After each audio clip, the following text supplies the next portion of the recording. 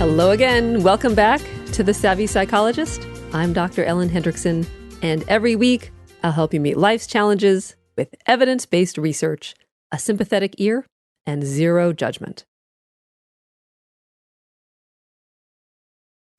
January 1st sparkles with good intentions. This will be the year we finally get in shape, get serious about love or our career, or get our life together. But too often, the spark fizzles faster than a 4th of July fireworks display, and most of us are using that new Bosu ball to help reach the donuts at the top of the kitchen cabinet. So, how to keep your light burning brightly through January and beyond? It may be easier than you think. So this week, we'll tackle the 4 most common reasons resolutions fail and give you the keys to success. So let's start out with resolution roadblock number 1. A grand but vague goal. The problem is starry-eyed resolutions like lose weight, get organized, live life to the fullest, or everybody's favorite catch-all, get healthy, all have a fatal flaw. What exactly? They are vague, which gives them all the credibility of, we should get together sometime, or worse, I'll call you. The fix is be specific. You'll know your resolution is specific enough if you can check it off on a list.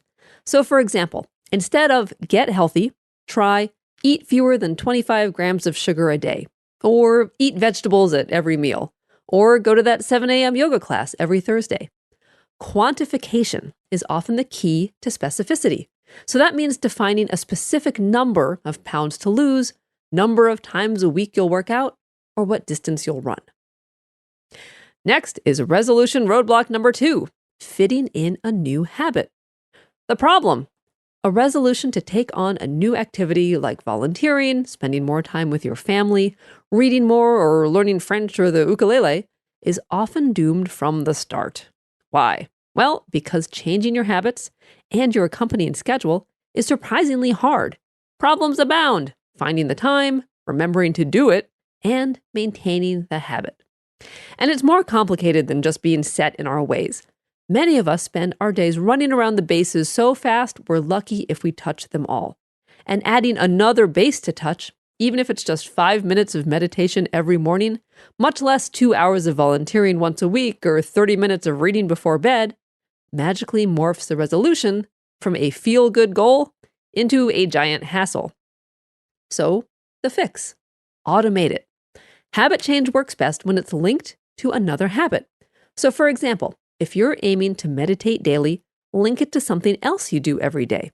Try meditating while your coffee brews or right after brushing your teeth. Likewise, if you want to start a new gym habit, don't sign up at the fancy place that's a half-hour drive away. You'll never go, no matter how awesome the rock climbing wall or how delicious the smoothie bar. Instead, choose a place between work and home. Link working out to your commute, and a few weeks into 2018, after everyone else's resolutions peter out, you'll still be going strong. Resolution roadblock number 3 is your resolution sucks. The problem, it's not fun. Whatever you're doing, cutting out your favorite foods to lose weight, forcing yourself to do exercise you hate, sacrificing big and small pleasures to save money, is no picnic. It takes a lot of effort. It's not rewarding, or both. You're grinding your way through. And after a few weeks, start to wonder why you ever thought this was a good idea. So, you need more than sheer force of will to sustain lasting change. As a behavioral psychologist, I really do believe that behaviors persist because they're reinforced. You need to get something out of your resolution. Enjoyment, satisfaction, pride, even just avoiding something unpleasant. Now, you're not a rat pushing a lever to get food pellets, but you do need some kind of reward. So, the fix. Make sure you're getting something out of it. Sometimes, simply tracking your success can be a reward. Watching a row of check marks grow on a calendar can be motivating. Colloquially known as don't break the chain, building an unbroken run of daily salad eating, money saving, or getting to bed before midnight can crank your motivation because the stakes get higher as you rack up the days. Another alternative is to build in a more immediate reward. So Dr. Catherine Milkman is a Wharton professor who coined the term temptation bundling, which involves pairing a should, like a resolution, with a want as a reward. So for instance, you can decide that you can only listen to that racy romance audiobook when you're on the treadmill, or treat yourself to that peppermint mocha only when you're polishing your resume and writing cover letters to finally switch jobs. Changing habits is a lot of work. You have to figure out the logistics, endure discomfort, and feel incompetent at first. So make sure to build in rewards, especially at the outset. And finally, resolution roadblock number 4. You start out gangbusters and then give up. So the problem, you go all out for a while, but then your willpower, not to mention your interest, fades and life gets in the way. And before you know it, you're using your new treadmill to hang dry laundry. So the fix, let your perfectionism go.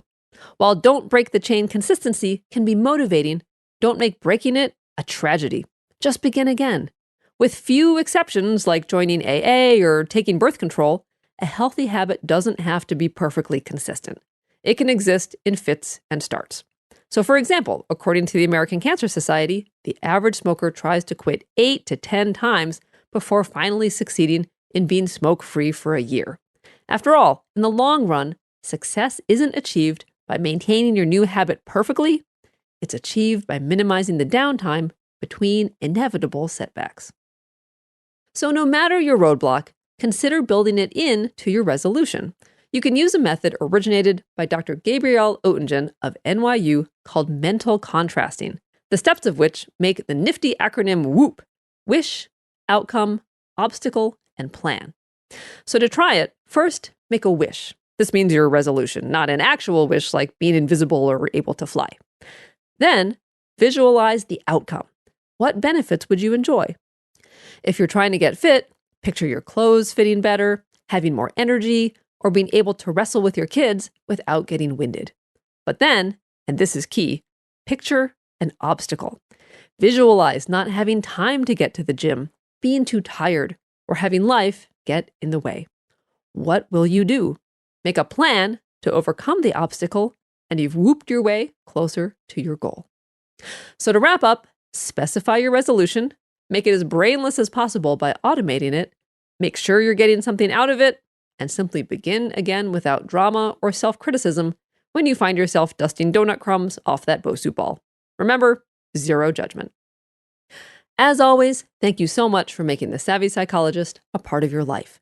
Never miss an episode when you sign up for the newsletter at quickanddirtytips.com/newsletters or subscribe on Apple Podcasts, Stitcher, or wherever you get your podcasts.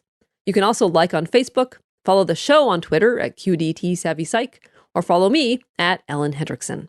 And check out ellenhendrickson.com for free, helpful resources to beat social anxiety and be your true self. This week, there's a new resource up. I talk with author and psychologist Dr. Tai Tashiro about how to be less socially awkward. As always, The Savvy Psychologist is strictly for informational purposes and doesn't substitute for mental health care from a licensed professional.